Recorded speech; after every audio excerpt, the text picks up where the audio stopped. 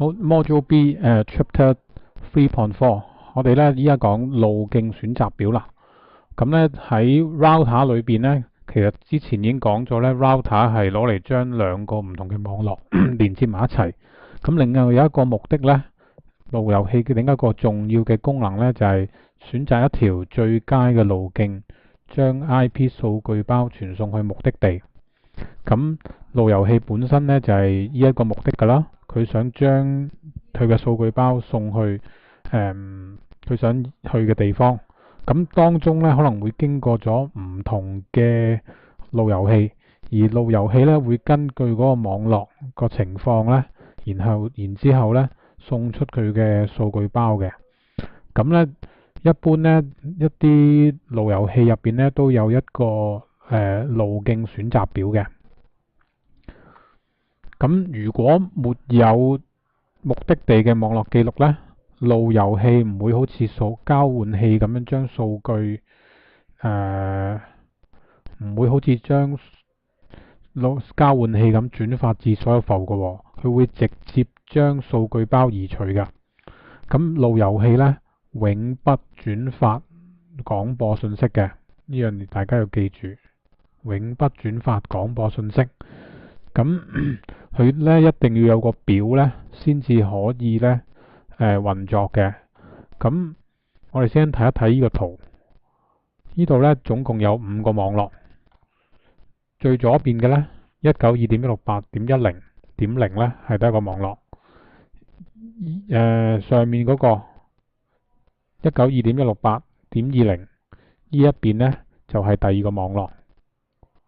第三個網絡咧就係 192.168.30， 另外有兩組網絡咧就係路由器之間嘅啦， 8.0.0.0 同埋 9.0.0.0， 下邊已經寫咗啦。好啦，咁咧 A 裏邊咧有一個咁嘅表， B 嘅路由器同埋 C 嘅路由器咧都有相同嘅表。咁點為之使用嗰個路徑選擇呢？咁我哋唔好睇啲表住，咁咧可以直接睇呢一個路徑選擇表嘅選擇。咁大家可以睇住你嗰個書裏面嘅圖案啦。咁然之後就睇一睇呢個。由於電腦 R 和電腦 P 並非處於同一網絡之內，咁數據包咧一定要經過預設網間連接器咧嚟傳送至外界網絡。咁即係話佢一定要去機圍啦，要去佢自己嘅機圍。電腦 P 嘅設定咧顯示咗預設嘅機圍嘅 IP 就係 192.168.10.1， 咁即係呢度啦。預設咗咧 192.168.10.1， 咁即係去呢一度啦，去呢個位置。咁我哋自己部電腦咧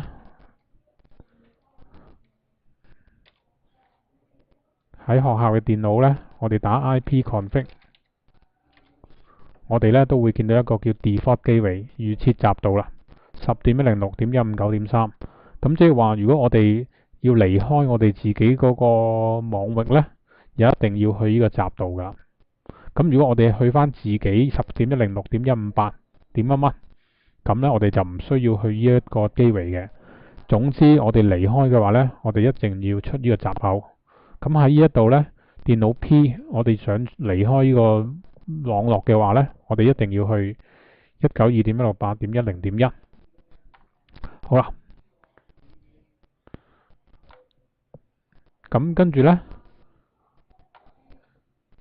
正是路由器 A 埠 FA00 的 IP 位置，因此該數據包會被傳送至路由器 A。 咁路由器 A 接收到數據包之後呢，我哋會讀取到呢一行 192.168.20.0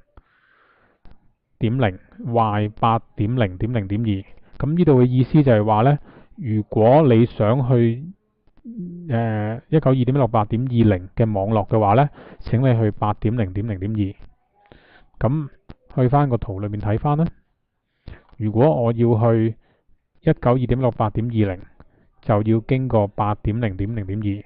咁數據包去到路由器 A 之後呢，佢知道呢個數據包要去192.168.20，咁佢就會咧經過8.0.0.2，跟住之後咧就會去到佢想要嗰個網域啦。因此，路由器 A 咧會將該數據包轉發至路由器 B 上 IP 位置為8.0.0.2嘅埠，然後該數據包會經由埠一個離開路由器 A， 去到 B 嘅時候呢，佢因為知道呢，佢讀取咗嗰個數據包嘅 IP， 佢知道呢，佢要 192.168.20.0， 咁因為路由器 B 呢有一句咁嘅嘢，呢句嘢代表咩呢？凡親你想去 192.168.20.0 嘅呢，請你 directly connect 直接連接嘅。咁經嘅呢就係個 fast Ethernet，咁意思就即係話路由器 B 呢，佢會直接將呢一啲數據包呢連接去 192.168.20 呢一個網域啦。咁交換器呢會睇一睇佢個 MAC address， 咁然之後就轉發去電腦 R 啦。好，咁呢你有時間呢可以睇一睇呢一個。好啦，咁 trace route 嘅指令呢，咁就係我哋呢可以幫我哋睇下目的地同來源地同目的地之間呢經過咗幾多個路由器。咁其實我哋以前已經示範過啦。咁我哋只需要呢用 command prompt 打 trace route hk.yahoo.com。咁呢你會見到第一個呢就係我哋會先經過我哋自己嘅機圍啦。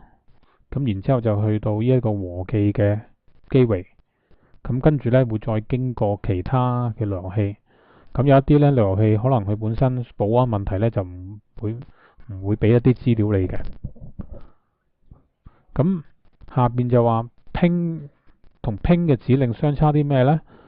ping 嘅指令呢，淨係知道呢嗰個數據包能唔能夠成功到訪目的地，咁佢就唔會喺中間嗰度呢話俾你聽經過邊一啲路由器。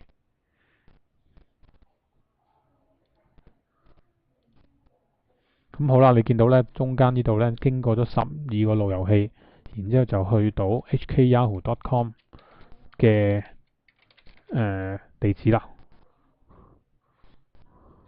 咁因為 Yahoo 有好多 server 啦，咁所以佢嘅 IP 呢，可能你 trace route 佢呢，同佢最終個目的地呢有少少唔同啦。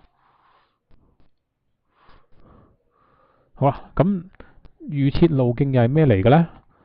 預設路徑，我哋睇一睇呢一句，所有離開 192.168.20.024 嘅網絡嘅數據包，都先要通過路由器 B， 經呢一個離開路由器 B， 然後才到達路由器 A 8.0.0.1 嘅界面。因此對於呢個情況呢，我哋可以製作路徑選擇表示建立預設路徑啦。即係咩意思呢？要求所有從 192.168.20.24 網絡送出嘅數據包移至 80.0.1， 而無需編寫上述兩項記錄。咁再望返個圖啦，呢度意思就即係話呢，凡親離開呢一度，離開 192.168.20 嘅數據，一定會呢會嚟咗 8.0.0.1 嘅。佢呢所有嘅資料，所有由呢度離開嘅界面，一定都會行咗嚟呢一條。咁即係話路由器 B 嘅話呢，我哋無論如何都一動全部呢去晒 8.0.0.1。咁所以呢，佢就會改寫咗呢一句，所有喺度 0.0.0 即係所有啦，0都係所有啦，全部都去晒 8.0.0.1。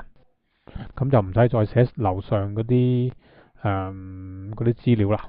之前喺路由器 B 裏邊呢兩句啦，呢兩句我哋唔需要寫啦。咁呢一條呢，稱之為呢預設路徑。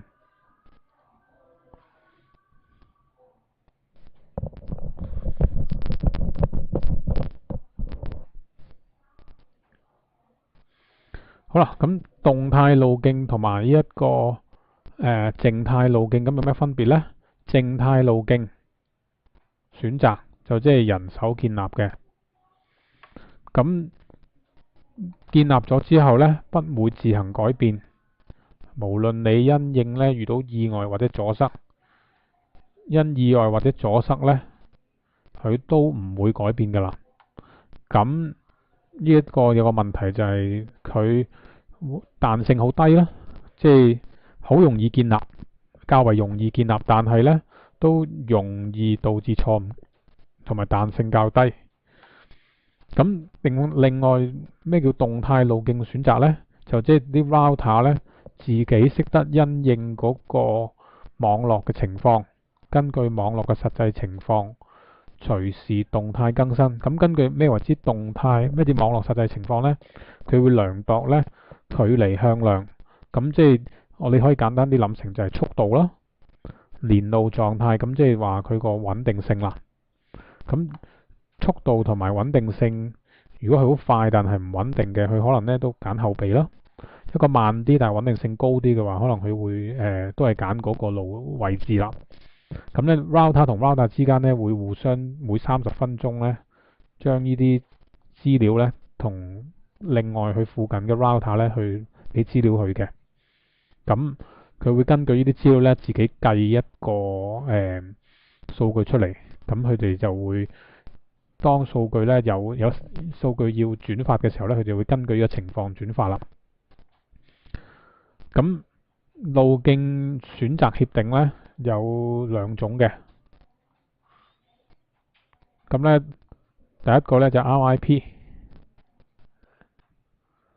佢咧攞嚟計一個距離向量嘅，另一個咧就 OSPF， 咁咧就係連路狀態路徑選擇，呢個就係距離向量路徑選擇。咁簡單啲就即係話佢總之新增動態嘅話呢，動態協定嘅話呢，佢就自己會自動會自己計噶啦，咁啊唔使手動設定嘅。靜態路徑呢，就自己人手設定，咁人手梗係會彈性冇咁高啦。好啦，呢個表呢都好緊要嘅，下邊呢個表，咁佢比較晒呢唔同嘅設備佢哋嗰個油期啦。